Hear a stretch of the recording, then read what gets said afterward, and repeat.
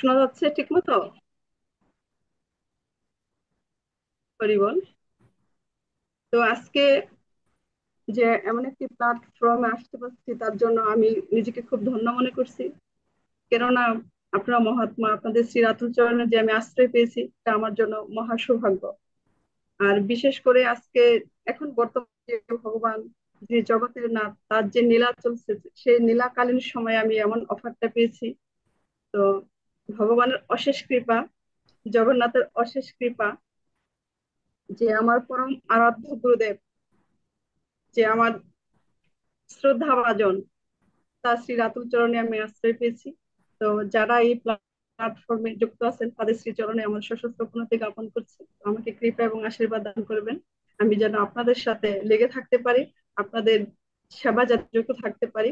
অনাদি রাধে গোবিন্দের শ্রী রাতুল চরণে যেন সেই মৃত্যু অসময় নিদানের কালে যেন আমি আমার হরির চরণ ধরে থাকতে পারি, এটাই হচ্ছে আমার বাঞ্ছা।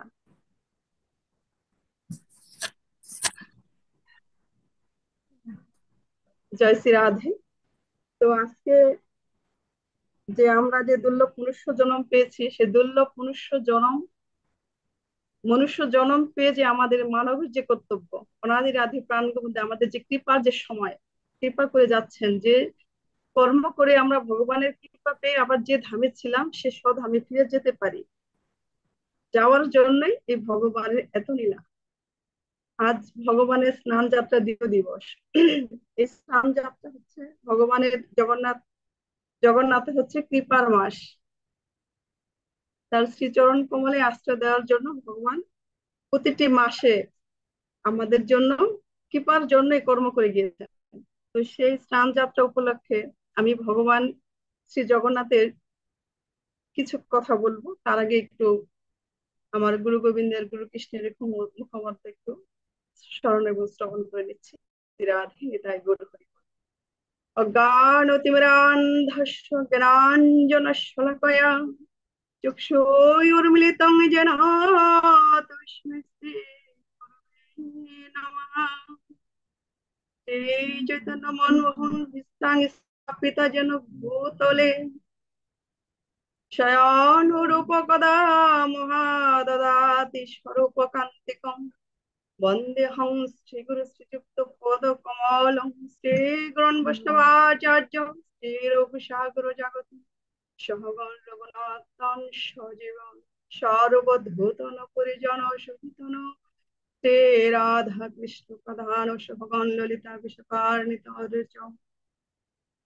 হে কৃষ্ণ করুণা সিন্ধু দীনবন্ধু জগৎপতে গোপেশ গোপিকা কান্ত রাধা কাকান্ত নমস্তুতে তপ্ত কাঞ্চন গৌরাঙ্গে রাধে বৃন্দাবনেশ্বরী ঋষভানুসুতে দেবী প্রণামাই হরিপ্রিয়ে।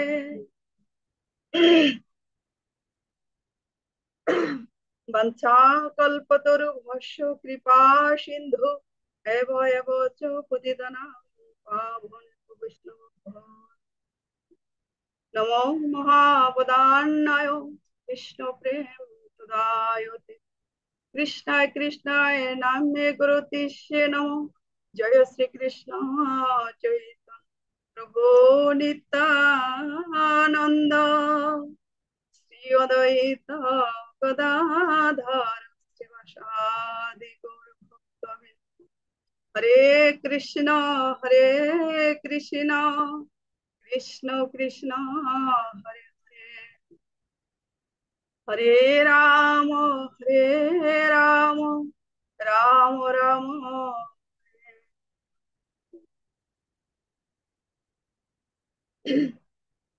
जगन्नाथ स्वामी नयन पथगामी নীলাচলে ভব তুমি।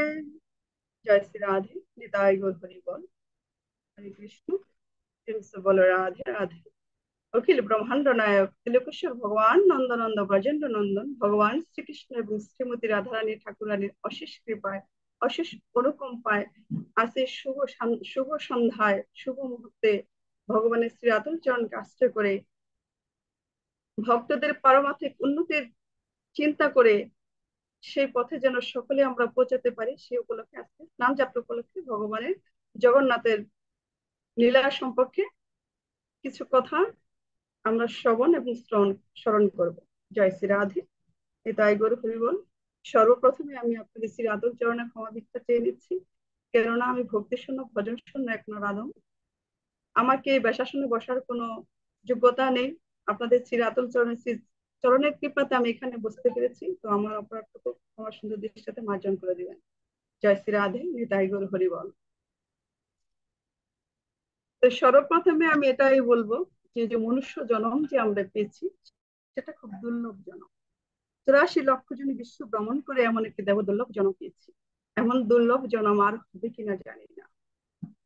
সেই জন্মটা যেন আমরা হেলায় ফেলায় কাটিয়ে না দিই, কেননা ভগবান শ্রীকৃষ্ণ তার অষ্টতম নাম বলেছে, দিন গেল মিছে কাজে রাত্রি গেল নিদ্রে, না বুঝিল রাধা কৃষ্ণ চরণ আরো বিন্দে। এই দুর্লভ মনুষ্য জন্ম পেয়ে দিন যায় কর্মে আর রাত্রি যায় নিদ্রে, কখন তাকে ভজব। যখন পৃথিবীতে আসছি ওই সত্য মাসে ভগবান শ্রীহরিকে যখন দর্শন পেয়েছি, সকলেই আমরা তাকে কথা দিয়েছি, হে বান্ধব ওই পৃথিবীতে আর যাব না, কেন পৃথিবীতে গেলে আমি তোমায় ভুলে যাব। তখন শ্রীহরি প্রাণ গোবিন্দ বলেছে, হে বর্ষ তুমি পৃথিবীতে যাও। পৃথিবীতে আমরা আসছি, ভগবান শ্রীহরিকে কথা দিয়েছি, পৃথিবীতে এসে অহর্নিশি দিবানিশি মধুর গুণগান গাইব। কথা দিয়েছিলাম কৃষ্ণ চরণে দাসত্ব করব, কিন্তু মায়ের জগতে এসে আমরা সবাই মায়ের চরণ দাসী হয়ে গেছি, মায়ের দাসত্ব করছি সকলে। তো মায়ের দাসত্ব করলে আমাদের সে ভব বৈতরী নদী অনায়াসে পার হতে পারবো না। অনায়াসে পার হতে হলে কৃষ্ণ পদার বিন্দু, যে চরণ আশ্রয় করলে এই জগৎ সংসারে আর কিছু পাওয়ার বাকি থাকে না। তো সেই গোবিন্দকে পেতে হলে আমাদের কর্ম করতে হবে। যদি আমরা কর্ম সঠিকভাবে করতে পারি, যেখানে আমরা ছিলাম ভগবানের শ্রী হরির চরণে, সেই চরণ ছেড়ে আমরা এসেছি এই মায়ার সংসার অর্থাৎ সংসার কারাগারে। সংসার কারাগারে আসছি আমরা যে হরির চরণে অপরাধ করেছি সে পাপ মোচন করার জন্য। আর সে পাপ মোচন করে যেন আমরা অনায়াসে আবার ফিরে যেতে পারি, তার জন্য অনাদিরাধি প্রাণ গোবিন্দ আমাদেরকে এত পন্থা দিয়েছে। সেই পন্থা যদি আমরা বাস্তব জীবনে কাজে লাগাতে পারি, আমরা যখন আসছিলাম আসার আগে আমরা একটি নদী পার হয়েছি, যখন যাব এই সুন্দর দেহ ছেড়ে যেদিন প্রাণ পাখি চলে যাবে, কৃষ্ণ বলা পাখি চলে যাবে, সেদিন আবার সেই বৈতরণ্য নদী পার হতে হবে। তো শাস্ত্রে বলেছে, বিশ্ব ব্রহ্মাণ্ডে আছে যাহা, হৃদ বান্ডে আছে তাহা, আমি বুঝি না তাই খুঁজি না, খুঁজি না তাই বুঝি না, বুঝলে কিছু খুঁজতাম আর খুঁজলে কিছু পাইতাম। আমরা বৃন্দাবন খুঁজি, ধাম খুঁজি, আসলে কি আমাদের দেহের মধ্যে ভগবান আমাদের রাধে বিভিন্ন ধাম দিয়ে রেখেছে না? আমরা বুঝি না বিদায় আমরা বৃন্দাবনের সন্ধান করি। এই 84 কোষ বৃন্দাবন আপনার আমার দেহের মধ্যে সকলের মধ্যে আছে। বলছে বিশ্ব ব্রহ্মাণ্ডে আছে যাহা, হৃদ বান্ডে আছে তাহা। তো এই 84 কোষ বৃন্দাবন আমরা তার খোঁজ রাখি না। কোথায় সে গিরিগোবর্ধন, কোথায় সে কদম্ব বৃক্ষ, কোথায় সে রাধাকুণ্ড, কোথায় কি বসে আছে, কোথায় আমার প্রাণ গোবিন্দ বসে আছে। এই সুন্দর দেহের মধ্যে আমার প্রাণ পাখি প্রাণ গোবিন্দ বসে আছে। তিনি এই দেহটা তো সুন্দর করে সাজিয়েছেন নিজে বসত করবে বলে। সে দেহের মধ্যে দুটি পয়ধারের মধ্যে স্থানে আমার প্রাণ গোবিন্দ আসন অলঙ্কৃত করে বসে আছে, যেখানে থেকে আমাদের এই দেহটাকে পরিচালনা করছে। তো সেই প্রাণ গোবিন্দ যিনি অনাদির ও আদি, সর্বকারণের কারণ, সেই গোবিন্দকে পেতে হলে তার চরণ আশ্রয় করতে হবে, শ্রবণ করতে হবে, শ্রবণম মঙ্গলম। তো সেই ক্ষেত্রে আজকে আমরা করোনার মাস পেয়েছি। ভগবানকে ভগবানকে ভগবান শ্রী জগন্নাথ এত কৃপালু এত দয়ালু যে যে জগতের সব ভক্ত মন্দিরে যেতে পারে না, তার জন্য তিনি কৃপা করে স্বয়ং তিনি রাস্তায় নেমে এসেছেন। সে জগন্নাথ সে জগন্নাথের স্নান যাত্রা কালকে শুরু হয়েছে, আজকে হচ্ছে ভগবানের স্নান যাত্রার দ্বিতীয় দিবস। এই দ্বিতীয় দিবসে আমি আজকে আলোচনা করব লক্ষ্মী দেবী ও শ্রেয়া চণ্ডালিনী। অর্থাৎ যে আমরা সকলেই ধনের চিন্তা করি, হ্যাঁ আমাদের মানব জন্মে ধন অবশ্যই লাগবে, ধন ছাড়া আমাদের জীবনটা চলবে না। এই জন্য অনেকেই আমরা জগতের জগন্নাথ, সত্যতে ছিলেন হরি, তেতাতে রাম ধনুকধারী, দাপরে শ্রীকৃষ্ণ মরে, কলিতে চৈতন্য মহাপ্রভু, অবতারের অবতারী। এই যে সত্য যুগের নারায়ণ শ্রী লক্ষ্মী দেবীর স্বামী। তো সেই ক্ষেত্রে এখানে যে আমরা যদি শুধু ধনের বিলাসা করে যে আমার ধন লাগবে তার জন্য ভগবান শ্রী নারায়ণকে ছেড়ে দিয়ে যদি আমরা ধনের বিলাসা লক্ষ্মীকে সেবা করি, লক্ষ্মীকে পূজা করি, তাহলে কি সেই পূজা কি মা নেবে? কখনোই সেটা গ্রহণ করবে না। কেননা জগতের নাথ যিনি মা লক্ষ্মীর স্বামী শ্রী নারায়ণ, তাকে ছাড়া কখনো লক্ষ্মী পূজা করলে মা লক্ষ্মী কি হবে না? সন্তুষ্ট হবে না। কেননা যুগলে আমাদের পূজা করা উচিত। তো সেই সম্পর্কে আজকে লীলা স্নান লীলা সম্পর্কে একটু বলবো। যে মার্গশীর্ষ অর্থাৎ অগ্রহায়ণ মাসে উড়িষ্যার অধিবাসীগণ লক্ষ্মী দেবীর বিশেষ পূজা করে থাকেন। এই মাসের প্রত্যেক বৃহস্পতিবার গৃহের মহিলারা বিবিধ নিয়ম রীতি ও উপাচার সহকারে সাড়ম্বরে লক্ষ্মী দেবীর পূজার আয়োজন করে থাকে।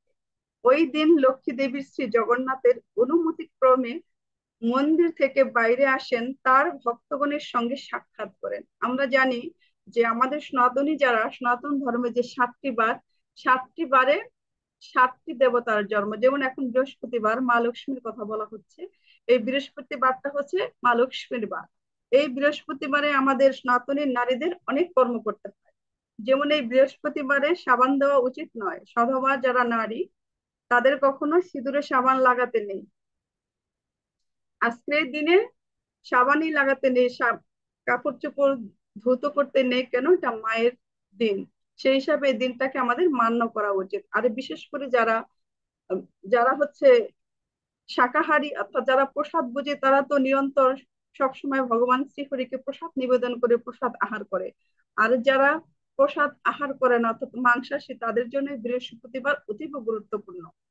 কেননা এই বৃহস্পতিবার আমাদের কখনোই আমিষ আহার করা উচিত নয়। এতে মা লক্ষ্মী রুষ্ট হয়, আর মা লক্ষ্মী রুষ্ট হলে কি হবে? আমাদের সংসারে দরিদ্রতা দেখা দিবে। তো সেই হিসাবে আমাদের এই ধন যাতে আমাদের গৃহে মা যাতে আমাদের গৃহে বসত করে। মা হচ্ছে চঞ্চলা, সেই মাকে যেন আমরা সংসার রাখতে পারি, সেজন্য আমাদের এই নিয়মগুলো অবশ্যই মান্য করা উচিত। তো এটা হচ্ছে বৃহস্পতিবার, লক্ষ্মী দেবীর বার। একবার এক শুভ বৃহস্পতিবার সকালে এক বৃদ্ধা ব্রাহ্মণীর ছদ্মবেশে লক্ষ্মী দেবী বিভিন্ন গৃহ পরিদর্শন করতে গেলেন। এক বণিক গৃহে গিয়ে দেখলেন তারা তখনও শয্যা ত্যাগ করেনি, সেজন্য তাদের বাড়ি ঘরও পরিষ্কার করা হয়নি। তিনি ওই গৃহের একজনের সঙ্গে সাক্ষাৎ করে তাকে ব্যাখ্যা করে বুঝালেন ওই বিশেষ দিনে কিভাবে তাদের লক্ষ্মী দেবীর আরাধনা করা উচিত। কিন্তু ওই বৃদ্ধা মহিলা লক্ষ্মী দেবীর কথা কর্ণপাত করলেন না। উত্তরে লক্ষ্মী দেবী ওই গৃহ থেকে সকল ঐশ্বর্য অপসারণ করলেন, ফলে ক্রমশ ওই পরিবার অত্যন্ত দরিদ্র হয়ে পড়ল। এখানে যে বিষয়টা, যে আমাদের সনাতন ধর্ম সম্পূর্ণ বিজ্ঞানসম্মত, যে আমাদের সনাতন ধর্মের মূল ভিতটা হচ্ছে যে প্রভাতকালীন ব্রহ্ম মুহূর্তের সময় সূর্যোদয়ের 1 ঘন্টা 36 মিনিট আগে আমাদের কি করতে হয়? ঘুম থেকে উঠতে হয়। আর ওই সময় কি করে? ওই সময় সমস্ত দেবতারা পৃথিবীতে আসে। পৃথিবীতে এসে প্রতি ঘরের দরজাতে ওরা কি করে? ঘুরে ঘুরে বেড়ায়। আমরা যেমন দামোদর মাস অর্থাৎ কার্তিক মাস যে আমরা নগর কীর্তন দিই, তো সেই হিসেবে শাস্ত্রে পাওয়া যায় যে সকল দেবতারা প্রতি বৎসর এই নাম সংকীর্তন দিয়ে থাকে। আর ওরা যখন ওই দেবতারা যখন দেখে কোন পরিবারে কোন গৃহে ওই ব্রহ্ম মুহূর্তের সময় স্নান করে ভগবানের অর্চন করছে, ভগবানের মঙ্গল আরতি করছে, সেক্ষেত্রে সবাই সকল দেবতারা একেবারে সূর্যদেব থেকে শুরু করে সকলে সে নারীকে কৃপা দান করে, অনায়াসে সে কৃপাগুলো দান করে। আর যে নারী সধবা নারী, যে সকালে সকাল সকাল ঘুম থেকে না উঠে বাসি কর্ম না করে, সেই সংসারে কখনো উন্নতি হতে পারে না। বিশেষ করে লক্ষ্মীর পাঁচালী পড়লে এই কথাগুলো পাওয়া যায়। লক্ষ্মীর যে বইগুলো আছে সেখান থেকে অনেক টপিক আমরা সংগ্রহ করতে পারি। তো সেক্ষেত্রে আমাদের ভজনের সময়টাই হচ্ছে ব্রহ্ম মুহূর্তের সময়। ওই সময় যেমন আমরা এখন মোবাইল চালাই, মোবাইল কিসের মাধ্যমে? তারবিহীন, এটা নেটওয়ার্কের মাধ্যমে। সারাদিন সারা বিশ্বের মানুষ এই নেটওয়ার্ক নিয়ে ব্যস্ত থাকে। রাত্রি যখন 12টা হয় তখন কি হয়, নেট আমাদের সার্ভিস ভালো দেয়। রাত্র 12টার পরে নেট আমাদের সার্ভিস ভালো দেয় কেন? পৃথিবীর সকল মানুষ ঘুমিয়ে থাকে। তো ঠিক তাই, ব্রহ্ম মুহূর্তের সময়ে পৃথিবীর যারা সাধুগুরু বৈষ্ণব, যারা অনাদিরাধির প্রাণ গোবিন্দকে নিজের দেহ মন জীবন যৌবন সমস্ত কিছু অর্পণ করতে দিতে পেরেছে, তারা ওই সময়তে সজাগ থাকে। তো সেই সময় সজাগ থাকলে কার সাথে লিঙ্ক হয় আমাদের? যিনি কিনা ঈশ্বর ও পরম কৃষ্ণ সচিদানন্দ বিগ্রহম অনাদিরবাদী সর্বকারণের কারণ, যাকে পাওয়ার জন্য আমাদের এত অভিলাষা, সেই বান্ধবকে আমরা পেতে পারি খুব সহজে। যে সময় ভজন করলে অতি তাড়াতাড়ি তার কৃপা লাভ করা যায়। ব্রহ্ম মুহূর্ত সময় স্নান করে যদি আমরা ভগবানের নাম গুণগান করতে পারি, মঙ্গল আরতি করতে পারি, তাহলে ভগবানকে আমরা সহজে পেতে পারি। আর সেই কাজ তারাই করে যারা এই দুর্লভ মনুষ্য জন্মটাকে বুঝতে পেরেছে। এ জন্ম আর হয়, হয় বা না হয়, এমন মানব জন্ম আর পাই বা না পাই, কেননা এটা দুর্লভ জন্ম, যেটা দেবতারা অভিলাষ আশা করে মানব জন্মের জন্য। তো আমাদের কর্ম সেটাই, প্রতিটি জীবের আমাদের উচিত যে সকাল সকাল সে ব্রহ্ম মুহূর্তের সময়ে ঘুম থেকে উঠে আমরা ভগবানের সেবায় যেন নিজেকে যুক্ত রাখতে পারি। তো সে তাহলে আমাদের কি হবে, সংসারের শারীরিক এবং মানসিক দুটাই আমরা সুস্থ থাকতে পারবো। তো নরনারী, পৃথিবীর নরনারী যারা, তারা যদি তাদের গৃহকে মঙ্গল করতে চায়, গৃহকে যদি কৃষ্ণময় করতে চায়, তাহলে তাদের উচিত সে ব্রহ্ম মুহূর্ত সময় শয্যা ত্যাগ করতে। আর যদি শয্যা যারা ত্যাগ করতে না পারে, তাদের এই যে মা লক্ষ্মী বলেছে যে দারিদ্র হয়, দারিদ্রতা আসে কিসের জন্য? একজন নারী যেমন সুলক্ষণা, তেমনি তার প্রতিটি পদে পদে যেমন গুণ আছে, তেমনি তার পদে পদে কি আছে, তার দোষও আছে। এই দোষগুলো কাটানোর জন্য আমাদের শাস্ত্রকে অধ্যয়ন করতে হবে, শাস্ত্রের মোতাবেক আমাদের চলতে হবে। শাস্ত্র ধরে ধরে যদি আমরা দিনাতি পাঠ করতে পারি, এতে আমাদের পারমার্থিক এবং জাগতিক দুটাই মঙ্গল। এই যে বর্তমান দেখা যাচ্ছে যে নারীরা অচিরেই বিধবা হচ্ছে, তো তার কারণ যদি আমরা খুঁজতে যাই, তার কারণ যদি আমরা দেখি, দেখা যায় যে অনাচারী বেবিচারী নারীর কারণে অনেক সধবা মারা তার স্বামীকে হারাচ্ছে। স্বামীকে হারানোর এটার সম্পূর্ণ মূল, যতটুকু অ্যানালাইসিস করে দেখলাম, যে তার পিছনে স্বামীর, স্ত্রীরাই বেশি দোষী। কেননা স্ত্রীরা সঠিকভাবে চলাফেরা করে না, যেভাবে চলাফেরা করা উচিত। তো সেই ক্ষেত্রে আমি আরেকটি কথা বলি, যে এখন যে খাবার প্রসাদ যারা নেয়, তারা তো অবশ্যই বুঝে যে তার সংসার কিভাবে মঙ্গল হবে, আমার ভগবানের আদেশ কি, সে হিসেবে তারা মান্য করে। কিন্তু যারা ভজন পথে নেই, যারা ভগবানের শ্রী আতুল চরণে নেই, তারা বেবিচার হয়ে সংসার চালাচ্ছে। রন্ধন করে ভগবানকে তো দিবে দূরের কথা, ঘরে যে নিজ স্বামী নিজ পত্নী আছে জগৎপতি, তার উদ্দেশ্য সে খাবারটা রাখে না, সে রন্ধন করে নিজে খেয়ে নিচ্ছে। এতে কি হচ্ছে? এতে স্বামীকে আসামি বানানো হচ্ছে। এই যে এই বেবিচার যদি আমরা শেষ না করতে পারি, এগুলো যদি আমরা সমাজে পরিবর্তন না করতে পারি, তাহলে কিন্তু আমাদের ভক্তি জগতে আমাদের পৌঁছানো সম্ভব নয়। ভক্তি জগতে পৌঁছাতে হলে আগে নিজেকে সংশোধন করতে হবে, যে আমার ভুল কোথায়, আমার কিভাবে চলা উচিত।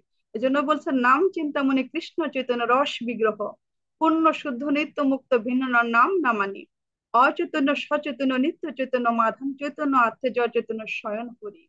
আমাদের চৈতন্য শিক্ষাটাকে জাগাতে হবে। আমরা ছিলাম কোথায়, আমরা আছি কোথায়, আবার এই সুন্দর দেহ ত্যাগ করে যেদিন প্রাণ পাখি চলে যাবে, সেই দিন আমার কোথায় ঠাঁই হবে, এগুলো আমাদের চিন্তা করতে হবে। দুর্লভ জনমটা কেমন করে সার্থক হবে?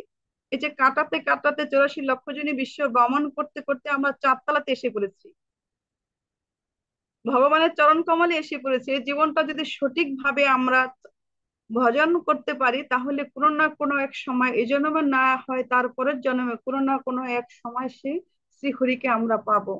সেই পাওয়ার জন্য আমাদের লড়াই করতে হবে, যুদ্ধ করতে হবে। আমরা যদি ব্যভিচার ভাবে চলাফেরা করি, তাহলে যদি অকালে আমরা আমাদের ব্যভিচারের জন্য আমাদের স্বামী চলে যায়, এতে কি হবে?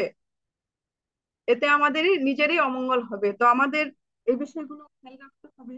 একজন নারীর কিভাবে চলা উচিত, তার চলাফেরা কেমন করে করলে তার সংসারে এবং গৃহে স্বামী এবং সন্তানের মঙ্গল হবে। তিনি ওই দিনে একজন মহিলার সঙ্গে সাক্ষাৎ করে তার ব্যক্ত করে বোঝালেন ওই বিশেষ দিনে কিভাবে তাদের লক্ষ্মী দেবীর আরাধনা করা উচিত। কিন্তু ওই বিদ্যা মহিলা লক্ষ্মী দেবীর কথা কর্ণপাত করলেন না। উত্তরে লক্ষ্মী দেবী ওই গৃহ থেকে সমস্ত ঐশ্বর্য অপসারণ করলেন। ফলে ক্রমশ ওই পরিবার অত্যন্ত দারিদ্র হয়ে পড়লেন। অবশেষে তার জীবন মাঝে কালের মাঝে মধ্যে। আপনার সাউন্ডটা একেবারে কমে যাচ্ছে, সেটের কাছাকাছি সাউন্ড কমে থাকতে হচ্ছে হবে। কেন?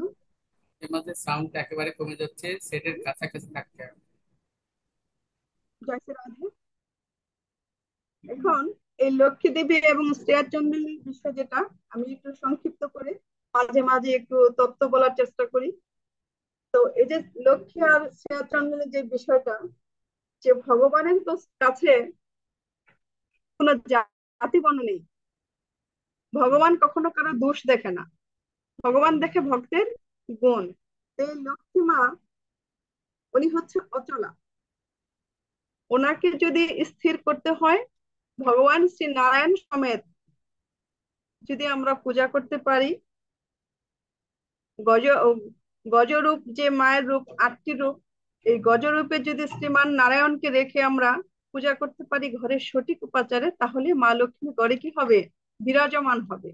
এই মা লক্ষ্মীর মূল থিম হচ্ছে এখানে, এখানে ভগবান কারো কে চণ্ডাল, কে বৈশ্য, কে শূদ্র, এগুলো ভগবান কখনো দেখে না। ভগবান দেখে ভক্তের ভক্তি কতটুকু, ভক্তিটা ভগবান খোঁজে। এই যে এখন আমার শ্রীমন মনোহরবাবু বলেছে, পৃথিবীতে আছে তো নগরাদি গ্রাম, সর্বত্র নাম হবে মোর নাম। পৃথিবীতে কি এমন কোন জায়গা আছে যেখানে আমার হরির নাম প্রচার হয়নি? এমন কোন জায়গা নেই পৃথিবীতে যে মধুর হরির নাম প্রচার হয়নি। তো সেখানে যে ভক্তি বল, নামই সম্বল। এই কলিযুগে একমাত্র আমরা ভক্তি দ্বারা সে বৈতরণ নদী পার হতে পারবো। সেক্ষেত্রে এখানে জগন্নাথ এবং বলদেব, যখন মা লক্ষ্মী ভগবান শ্রী নারায়ণকে, জগন্নাথকে বলেছিল যে আমি প্রতি সপ্তাহে যে শুভ বৃহস্পতিবার, সেদিন আমি প্রতি প্রতি ঘরে ঘরে গিয়ে, প্রতি গ্রামে গ্রামে গিয়ে আমি আমার ভক্তদেরকে দেখবো কে কেমন করে আমাকে ভক্তি সহকারে পূজা অর্চনা করে। তখন জগন্নাথ মা লক্ষ্মীকে বলেছিল তথাস্তু। জগন্নাথ মা লক্ষ্মীকে বলেছিল যে তথাস্তু, তুমি তোমার ভক্তের বাড়ি গিয়ে দেখবে। তো মা লক্ষ্মী বিদ্যর বেশ ধরে যখন এক বাড়িতে গেল, গিয়ে যখন দেখলো যে ওই মা সকাল সকাল ঘুম থেকে উঠেনি, অর্থাৎ তার বাসি কাজ হয়নি, এজন্য কি করলো, তার সংসারে দারিদ্রতা দেখা দিল। তো আরেকটি গ্রামে যখন গেল, গ্রামে গিয়ে যখন একটি মা ব্রহ্ম মুহূর্তে ঘুম থেকে উঠে, সে তার সমস্ত কাজকর্ম সেরে সে ভগবানের কর্মে রত, অর্থাৎ লক্ষ্মী দেবীর পূজার জন্য প্রস্তুত হচ্ছে। সেই সময় সেই মা তার প্রতি খুব সন্তুষ্ট হলো, তাকে ধনে ধান্যে পরিপূর্ণ করে দিল।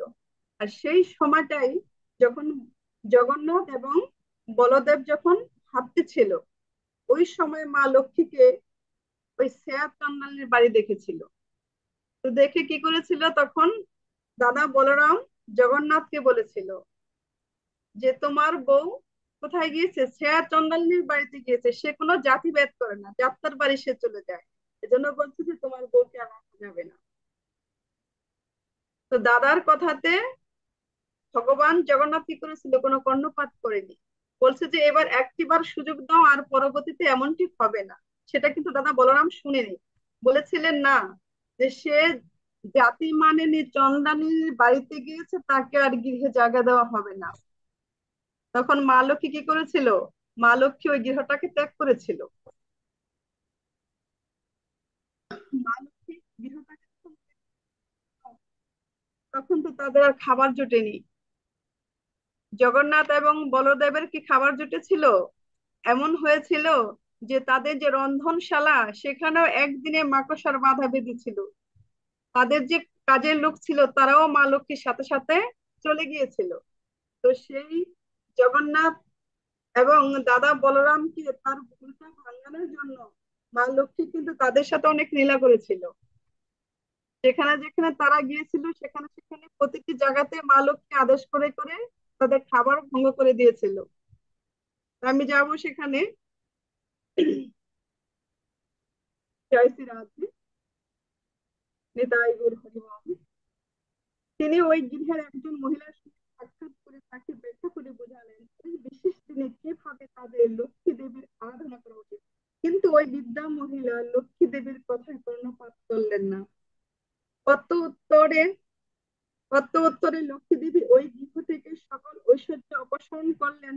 ফলে ক্রমশ ওই পরিবার অত্যন্ত দরিদ্র হয়ে পড়লো। অবশেষে তার জীবন ধারণের জন্য গৃহে গৃহে ভিক্ষা করতে বাধ্য হতো।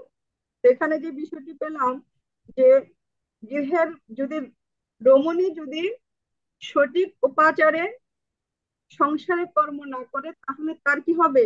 একটা সময় তার জীবনে এমন সময় আসবে, তাকে ভিক্ষে করতে গেলেও সে ভিক্ষে নাও পেতে পারে। তারপর লক্ষ্মী দেবী একটি গ্রামে গেলেন, সেখানে চন্ডালেরা থাকে। তিনি শ্রেয়া চন্ডালিনীর গৃহে গেলেন। তিনি ওই দিন লক্ষ্মী দেবীর আরাধনা করার জন্য ব্রত পালন করেছিলেন। তিনি খুব ভোরে উঠেছিলেন এবং সমগ্র গৃহ পরিষ্কার পরিচ্ছন্ন করে লক্ষ্মী দেবীর পূজার উদ্দেশ্যে আলপনাদি দিয়ে সুন্দরভাবে সুসজ্জিত করেছিলেন। এসব দেখে লক্ষ্মী দেবী অত্যন্ত প্রীত হলেন এবং তাকে আরো ধনেশ্বর্য বীর্য আশীর্বাদ করে তার মনস্কামনা পূর্ণ করলেন। এই বল। তো মা লক্ষ্মী কিসে সন্তুষ্ট হলো? মা লক্ষ্মী সন্তুষ্ট হলো যে ব্রহ্ম মুহূর্তে স্নান করে পূজা সেরে মা লক্ষ্মীর পূজা করেছিল। মা কি করলো? অনায়াসে তাকে ধনৈশ্বর্য বৃদ্ধি করলো এবং আশীর্বাদ করলো তার মনস্কামনা যেন পূর্ণ হয়। জয় শ্রী রাধে।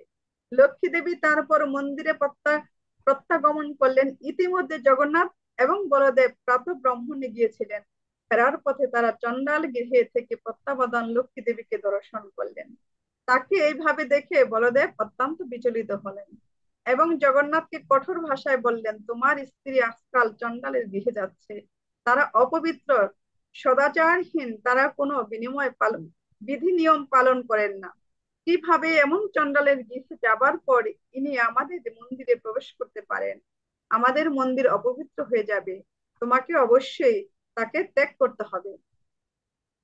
জগন্নাথ বলদেবকে এই বলে শান্ত করার চেষ্টা করলেন যে লক্ষ্মী দেবীকে একবার মার্জনা করা হোক এবং আবার কখনো এমন না করার জন্য বলা হোক। কিন্তু বলরাম তার এই সিদ্ধান্তে অনড় রইলেন যে তাকে আর মন্দিরে প্রবেশের অনুমোদন দেওয়া হবে না। তুমি যদি লক্ষ্মী দেবীকে মন্দিরে প্রবেশ করতে দাও তাহলে আমাকে ছাড়তে হবে। আমি মন্দিরের বাইরে অবস্থান করব।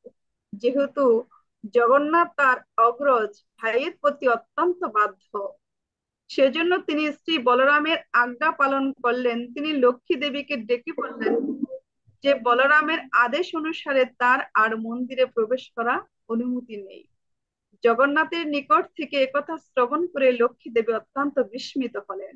বিবাহের সময় জগন্নাথ তার পিতার এই কথায় সম্মত হয়েছিলেন যে তিনি তার স্ত্রীর কৃত 10টি অপরাধ ক্ষমা করবেন।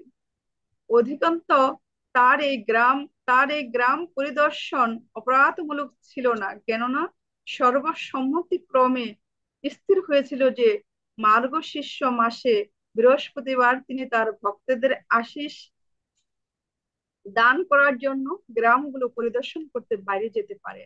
ওই দিন তার এই অনুমোদন ছিল, তবু তাকে অন্যায়ভাবে শাস্তি দেওয়া হলো। এর ফলে লক্ষ্মী দেবী অত্যন্ত ক্রোধান্বিত হলেন।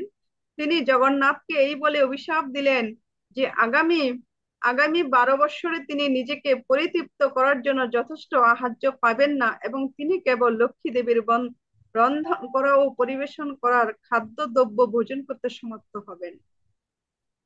জগন্নাথকে এইভাবে অভিশাপ দানের পর লক্ষ্মী দেবী তার সকল পরিচালিকা সহ মন্দির ত্যাগ করলেন। তিনি যখনই মন্দির ছেড়ে গেলেন,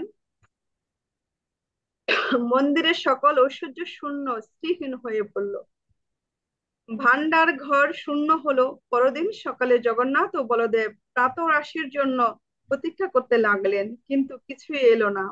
ক্রমশ অনেক বিলম্ব হতে লাগলো, কিন্তু তাদেরকে কিছুই পরিবেশন করা হলো না। বলরাম জগন্নাথকে জিজ্ঞেস করলেন, আমাদের প্রাত রাশের কি হলো? এত বিলম্ব হচ্ছে কেন? জগন্নাথ উত্তরে বললেন, কোনো প্রাতরাশ তৈরি করা হয়নি, কেননা লক্ষ্মী দেবী তার সকল পরিচালিকা সহ মন্দির ছেড়ে চলে গিয়েছে। সেজন্য রান্না করার জন্য কেউ কখনো নেই, কেউ এখানে নেই। তখন বলরাম ও জগন্নাথ কিছু আহার্য প্রস্তুত করার জন্য রন্ধনশালায় প্রবেশ করলেন। মন্দির থেকে তাদের দেবীকে বরখাস্ত করার ক্রোধান্বিত হয়ে লক্ষ্মী দেবীর অনুচরীগণ রন্ধনশালায় সমস্ত উলনগুলো ভেঙে দিয়ে গিয়েছে। জগন্নাথ ও বলদেব তখন রান্নার কিছু উপকরণ সংগ্রহের জন্য ভান্ডার ঘরে প্রবেশ করলেন, কিন্তু তারা দেখলেন যে ঘর শূন্য, কিছুই নেই সেখানে, কেননা লক্ষ্মী দেবী তার সকল শ্রী ঐশ্বর্য মন্দির থেকে অপসৃত করেছিলেন। সেই সময় দুই ভ্রাতা অত্যন্ত ক্ষুধার্ত হয়ে পড়ে লক্ষ্মী দেবীর উপস্থিতি থেকে বঞ্চিত হয়ে এবং ক্লিষ্ট হয়ে তার উভয়ে ভিক্ষা পাওয়ার উদ্দেশ্যে বাইরে যেতে মনস্থ করলেন। আমাদের জানতে হবে যে যদিও ভগবান সকল ঐশ্বর্যের অধীশ্বর এবং প্রত্যেকের পালনকারী, তবু তিনি একজন সাধারণ ভিক্ষুকের মতো ভিক্ষা করতে যাওয়ায় এই বিশেষ লীলাটি করেছিলেন তার ভক্তের মহত্ব প্রমাণ করার জন্য। এইভাবে শ্রী জগন্নাথ ও বলদেব দুজন ব্রাহ্মণের ছদ্মবেশ ধারণ করে গৃহে গৃহে ভিক্ষি করার জন্য নগরে গেলেন। কেউ তাদের চিনতে পারল না। লক্ষ্মী দেবী থেকে বঞ্চিত হওয়া তাদের উভয়ের অত্যন্ত অশুভ দেখাচ্ছিল এবং সেজন্য কেউ তাদের ভিক্ষা দিচ্ছিল না, কেউ তাদের সাথে সুন্দর ব্যবহার করছিল না, অথবা এমনকি দ্বারদেশেও দাঁড়াতে দিচ্ছিল না। ইতিমধ্যে লক্ষ্মী দেবীর নির্দেশে সূর্যদেব সূর্যের তাপ বৃদ্ধি করেছিলেন। দুই ভাইকেই অত্যন্ত উত্তপ্ত বালুকার উপর দিয়ে কষ্ট করে হাঁটতে হচ্ছিল। তাদের খুব তৃষ্ণা পেল। তারা একটি সুন্দর পুষ্কুনি দেখতে পেয়ে খুব খুশি হলেন, সেখানে তারা তৃষ্ণা নিবারণ করতে পারবেন। কিন্তু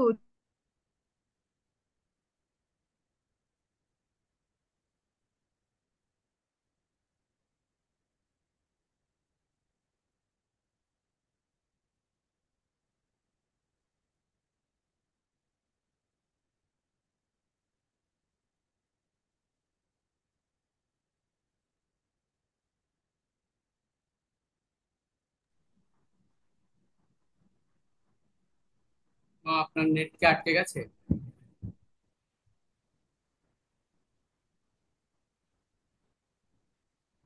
হরে কৃষ্ণা।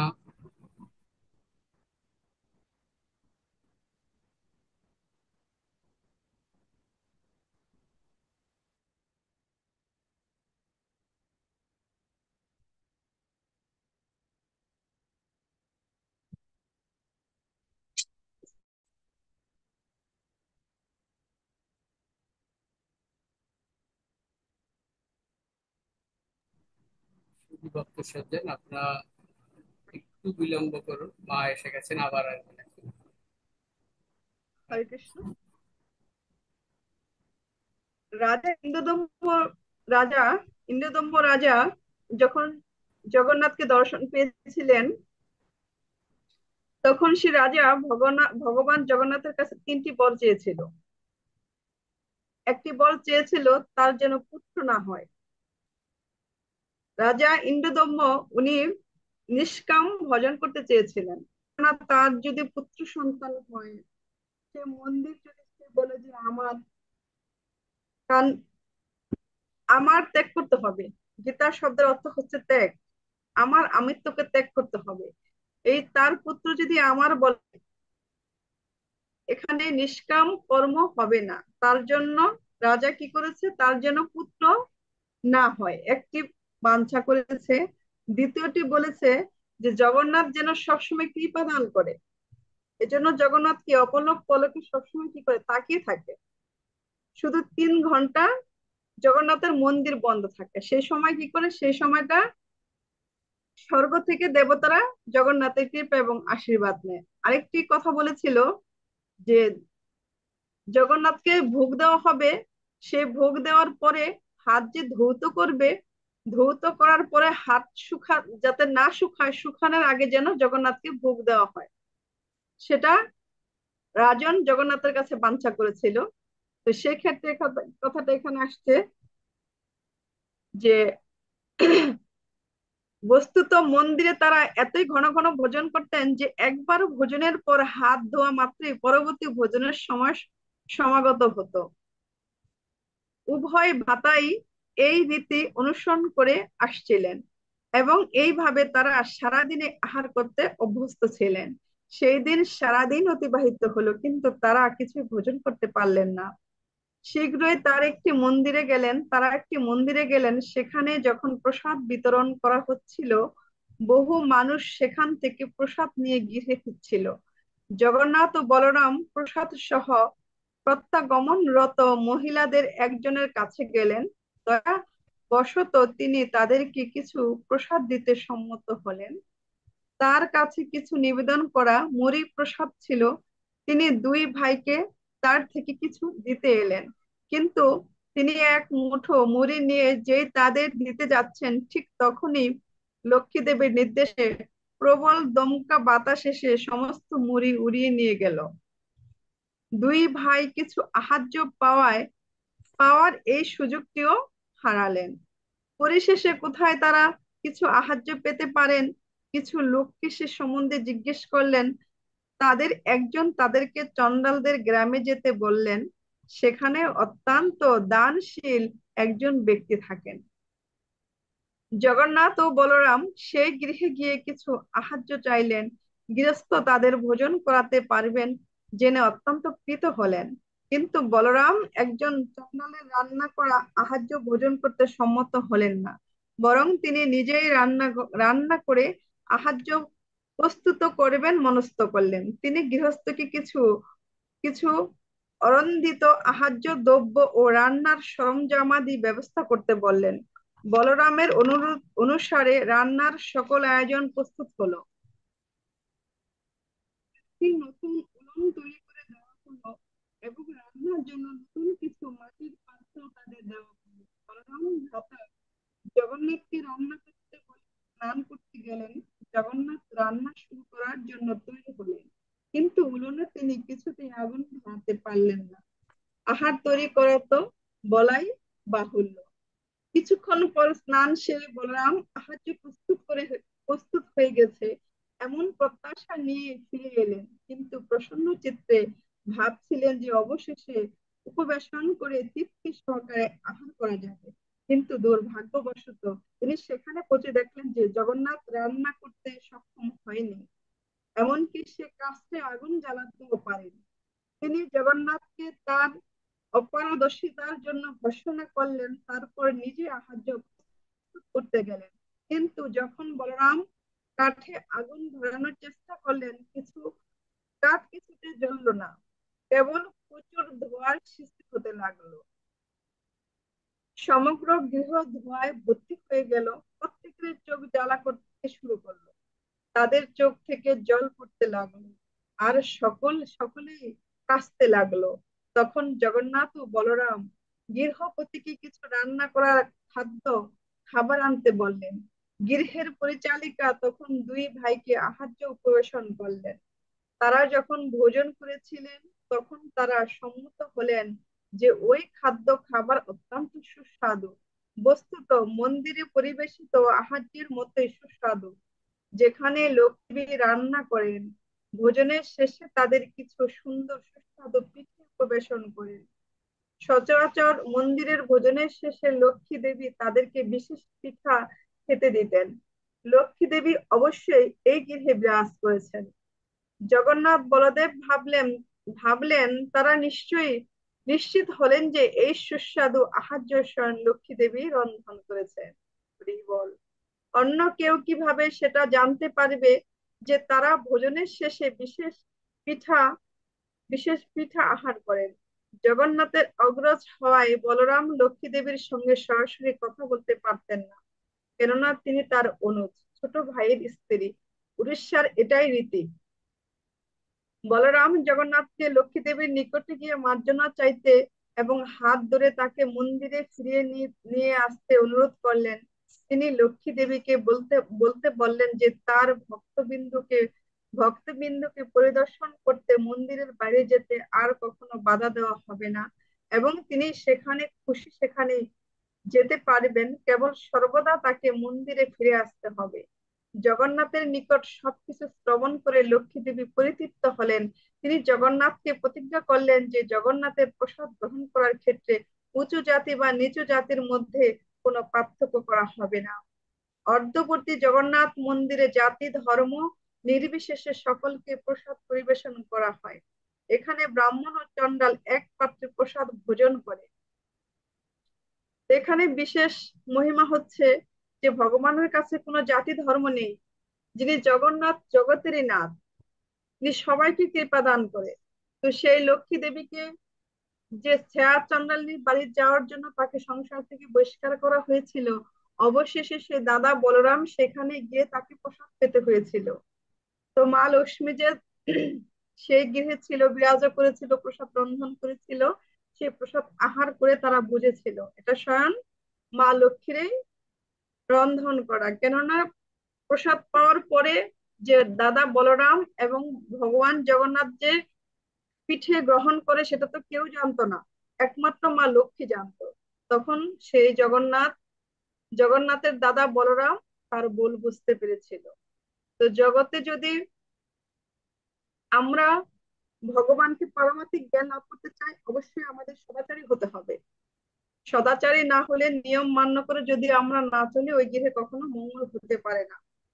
আর ওই গৃহে তখন মঙ্গল হয় যখন ওই গৃহের রমণী শুচি শুচি হয়ে শুদ্ধ হয়ে সে যদি নিয়মিত ধর্মকে মেনে কর্ম করে, সেখানে মা লক্ষ্মী এবং ভগবান শ্রী জগন্নাথ বা নারায়ণ সকলেই সে গৃহে বিরাজমান থাকবে।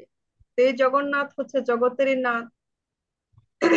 এই রথের মধ্যে যে ভগবানের কৃপা পরবশ হয়ে সে নিজের ছেড়ে রাজপথে নেমে এসেছেন একমাত্র ভক্তদেরকে কৃপা দান করার জন্য। এজন্য বলছে দোলেচ দোল গোবিন্দ রথেচ বামনং কৃষ্ণ পুণ্য জন্মে নবিধত্তে। যখন আমরা ভগবান জগন্নাথকে রথে দর্শন করি, তখন যে ভক্ত এই রাজপথে ভগবান শ্রী জগন্নাথকে দর্শন করবে তার আর পুণ্যজন্ম হবে না। এই যে এত করুণা কি কোন দয়ালুর হবে? জগন্নাথ এত কৃপালু, এত প্রেমালু, এত দয়ালু যে অনায়াসে আমাদের কৃপা দান করেন। জগতে এমন ভক্ত আছে সে কখনো মন্দিরে যেতে পারে না। আমরা এই সংসারের মাঝে এমন করে নিজেকে জড়িয়ে রেখেছি, এই সংসারটাকে সার মনে করে। এই অসার সংসারে যে গোবিন্দ চরণ বিনা আর কোনো কিছু সত্য নেই, আর কোনো কিছু বস্তু নেই, সেটা আমরা অনেকে বুঝতে পারি না। এই অসার সংসারে যতটুকু সময় আমরা অনাদি রাধি প্রাণ গোবিন্দকে দেব, অতটুকু সময় হচ্ছে, অতটুকুই আমাদের সম্পদ। আমরা তো মনে করি যে টাকা পয়সা বাড়ি গাড়ি ধন সম্পদ এগুলো আমার সম্পদ। আসলে কি এগুলো আমাদের সম্পদ? এগুলো হচ্ছে আমাদের জাগতিক। এগুলো আমরা সাথে করে নিয়ে যেতে পারবো না। সাথে করে নিয়ে যেতে পারবো কি আমাদের কর্ম। কর্ম যদি আমরা করতে পারি তাহলে আমরা ভগবানের শ্রী রাতুল চরণে আবার ফিরে যেতে পারবো। তো এই জন্য আমার শ্রীমন মহাপ্রভু যে এই 8টি শ্লোক দিয়েছে, তার মধ্যে যে একটি শ্লোক আছে যে ন ধনং ন জনং ন সুন্দরী কবিতাং বা জগদীশ কাময়ে মর্ম জন্মানি জন্ম নিঃস্বরে ভগবত ভক্তির অহেতুকি তুই। অনুবাদ: হে জগদীশ্বর, আমি ধন বা সুন্দরী রমণী কামনা করি না, আমি কেবল এই কামনা করি জন্মে জন্মে তোমাতেই যেন আমার অহেতুকি ভক্তি হোক। আমরা যখন দুর্গাপূজা করি, অষ্টমী অঞ্জলি দেই, অষ্টমীর যখন ঠাকুর কর্তারা অঞ্জলি দেয় তখন কিন্তু বলে যে জনং দেহি ধনং দেহি। আমরা একটিবারও সেই চিন্তা করি না যে আদ্যশক্তি মহামায়া, যিনি কিনা প্রকৃতি, সে মা আমাদের কাছ থেকে কি চাচ্ছে। ভগবানের কাছে কিছু চাইতে আছে? ভগবানের কাছে যদি চায় তাহলে যৎ কিঞ্চিৎ পায়, আর ভগবানের কাছে যদি না চায় এত পায় যেটা ভক্তরা রাখার জায়গা পায় না। এই জন্য আমাদের নিষ্কাম কর্ম করতে হবে। নিষ্কাম কর্ম এটা করতে হবে যে তোমার তো কর্মের কি করা লাগবে না, কোনো কর্মের ফল আশা করা উচিত নয়। যদি আমরা কোনো কর্মের ফল আশা করি তাহলে এটা কার্পণতার কথা বলেছে। এটা আমাদের ব্যবসার ব্যবসার সাথে তুলনা করা হচ্ছে। যে আমি আমি যদি ভগবানকে একটু পূজা করি অর্চন করি, তার বিনিময়ে যদি বলি হে গোবিন্দ আমি তো তোমাকে এটা দিলাম তুমি আমাকে এটা দাও, এটা কখনো করতে নেই। কারণ ভগবান হচ্ছে অন্তর্যামী, তিনি জগতের হরি, তিলকের স্বামী, সেই বিশ্ব ব্রহ্মাণ্ডের সবার অন্তরের খবর রাখে। তার কাছে আমাদের কিছু চাইবার নেই, যদি চাইবার থাকে আমাদের বিষয় এটাই, সেজন্য আমাদের অহতিকে ভক্তি দান করে জন্মে জন্মে যেন তার শ্রী চরণ কমল আমরা পাই। তার শ্রী চরণ কমল যদি আমরা পাই, তাকে যদি আমরা পাই, আমাদের এই দুর্লভ মনুষ্য জন্মে আর কি কিছু পাওয়ার বাকি থাকে? আর কোনো কিছু পাওয়ার বাকি থাকে না। তো আমাদের প্রত্যেকটি মুহূর্ত প্রত্যেকটি সেকেন্ড আমাদের কৃষ্ণ ভাবনাময় হতে হবে। কেননা আমরা যখন আসছি, আসার একটি সময় ছিল, কিন্তু যাওয়ার যাওয়ার কিন্তু সময় নেই। যে কোনো সময় কাল আসতে পারে, যে কোনো সময় মরণ ডাক আসবে, সেখান থেকে ডাক আসবে, নামের বাঁশি বাজবে, সব ছেড়ে চলে যেতে হবে। তো আমাদের সময়টা এভাবেই কাটাতে হবে যে প্রতিটি মুহূর্ত যেন আমরা সে মনমনা ভব হয়ে থাকতে পারি। কেন ভগবান শ্রীকৃষ্ণ বলেছে মনমনা ভব মতুক্ত মজ্জাজি মাং নমস্কুরু মামে বৈশাসী সত্যন্তে প্রতি জানে প্রিয় কস্মে। মনমনা ভব হয়ে যেন আমরা নিরন্তর সে হরিকে ডাকতে পারি। কেন জগতে হরি বিনে আমাদের আর কেউ বান্ধব নেই। এই যে মায়ার জগতে এসে আমরা ভাবি যে স্বামী আমার, সংসার আমার, সন্তান আমার, আসলে কি কেউ কারো? আসলে কেউ কারো নয়। যখন এই নশ্বর দেহ ছেড়ে কারো পাখি চলে যাবে, যখন এই পাখি চলে যাবে, এই এই দেহটা যখন ধরিত্রী মায়ের বুকে পড়ে থাকবে, যত প্রিয়জন আছে তারাও কিন্তু বলবে না, সে সময় বলবে যে মরা লাশ বাড়িতে রাখা ভালো নয়। বান্ধবকে এই জগতে কেউ বান্ধব নয়, একমাত্র বান্ধব হচ্ছে অনাদির আদি প্রাণ গোবিন্দ। যেখানে থাকি আমরা, যে অবস্থাতে থাকি, তার স্মরণে যেন থাকি, সদা যেন হরি বলে ডাকি। যে সময় প্রাণ পাখি চলে যাবে, সে সময় যদি আমরা হরি ভজন না করে যদি কোনো কোনো নিচু কাজে, গোবিন্দ ব্যতিরেকে যদি অন্য কাজে যদি আমরা মগ্ন থাকি, তাহলে কি আমাদের এই দেহটা সার্থক, এই জনমটা কি সার্থক হবে? এই জন্য জগতে যারা মহাত্মা, কৃষ্ণ ভক্ত, যারা কৃষ্ণ ভাবনাময়, সদা সর্বদা তারা নামের দোলায় ভাসে। আমরা কলিযুগে 16 নাম 32 অক্ষর পেয়েছি, যে নাম দ্বারা আমরা ভব বৈতন্য নদী পার হতে পারবো। অনেকে আমরা নাম জপ করতে চাই না, ভগবানের কাছে যেতে আমাদের সময় হয় না, সংসার কাজে আমরা এত ব্যস্ত থাকি। কিন্তু এই জগৎ সংসারে যেই দিন আসছি, এই 16 আনা পরিপূর্ণ একটি দেহ নিয়ে পৃথিবীতে আসছি। আমরা যদি হিসাব করি, সে শেষের দিনে 16 আনার হিসাব কি আমরা সে বান্ধবকে মেলাতে পারবো? সে 16 আনা পরিপূর্ণ দেহ তাকে দিতে পারবো? এখানে এসে সব শেষ করে দিয়েছি। তাই যে 16 নাম 32 অক্ষর আমরা কলিযুগে পেয়েছি, সত্য তেপা তেতা দাপরে, যে আমরা যে সত্য তেতা দাপরে সত্যতে ছিলেন করি, তেতাতে রাম ধনুক দাঁড়ি দাপরে শ্রীকৃষ্ণ মুরারি কলিতে চৈতন্য মহাপ্রভু অবতারের অবতারী।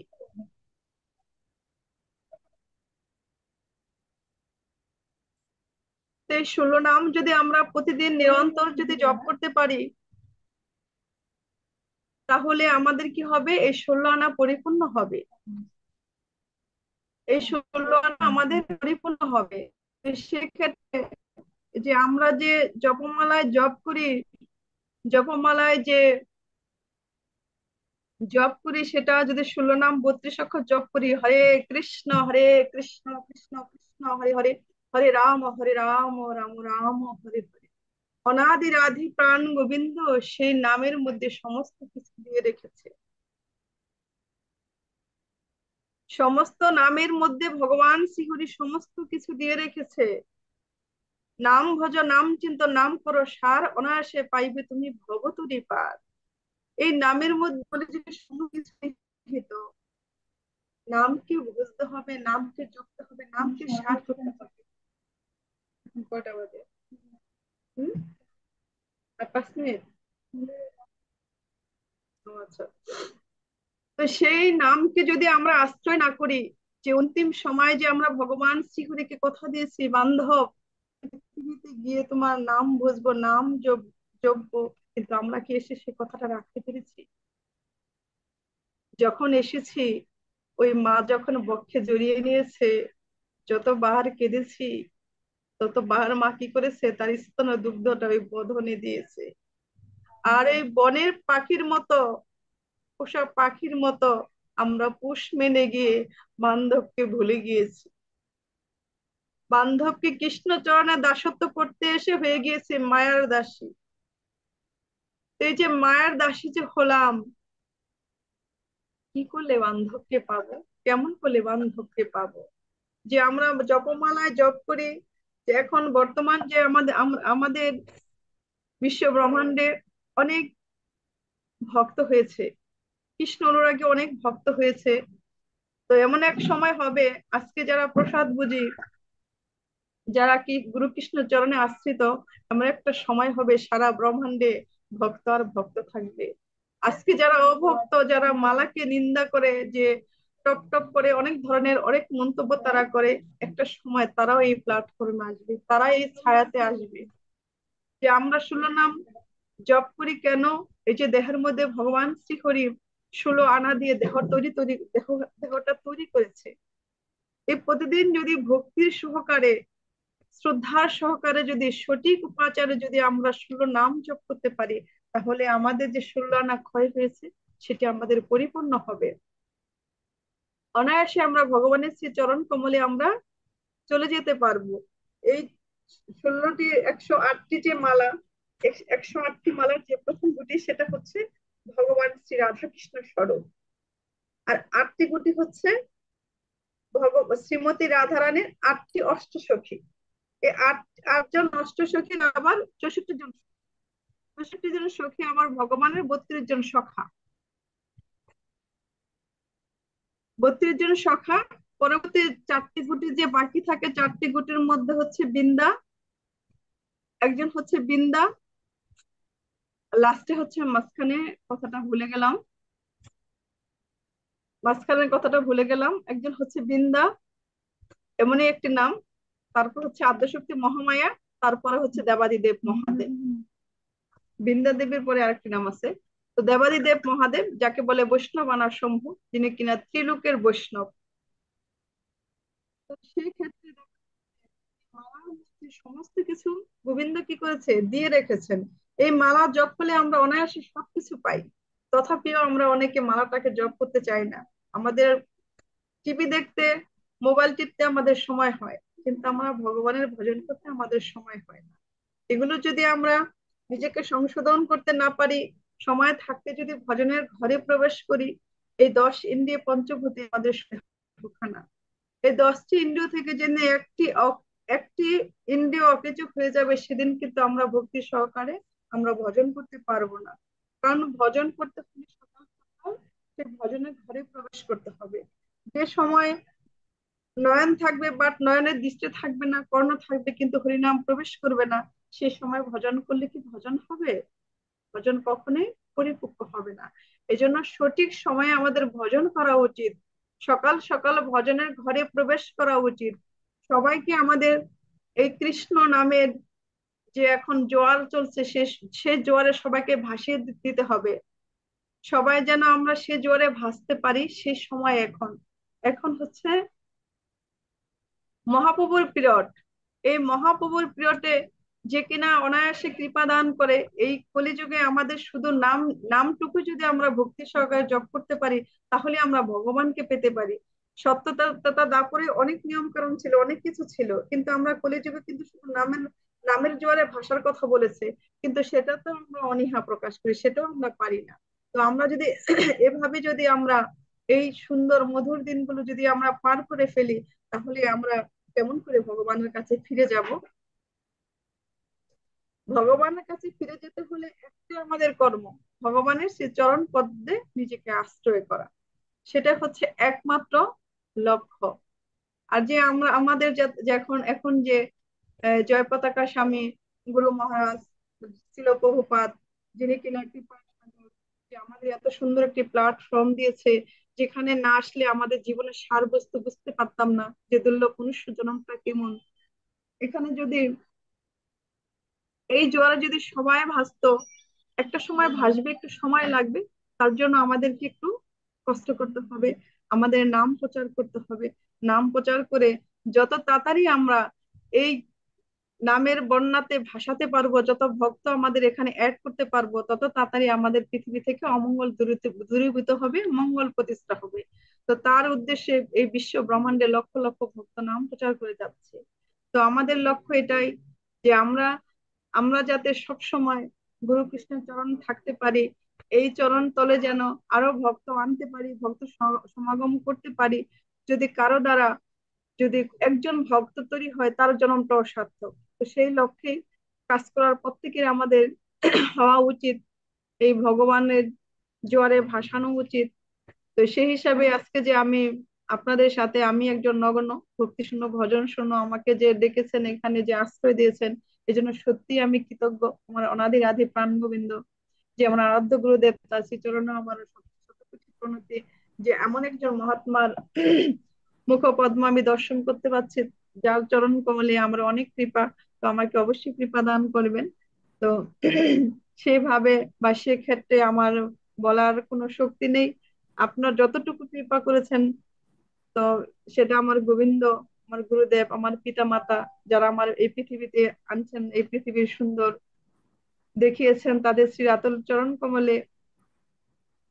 আমি তো বলিনি, আমার তো বলার মতো শক্তি নেই, আপনাদের আশীর্বাদে যতটুকু বলেছি। আমি জানি না কি হয়েছে, হয়তো আমার অনেক ভুল হয়েছে, অনেক ত্রুটি হয়েছে, অনেক জায়গাতে যাই, অথচ আজকের এই বিষয়টা আমার কাছে একটু মানে, যে সরাসরি করাটা কখনো হয়নি, এই জন্য একটু আনইজি ফিল করতেছি।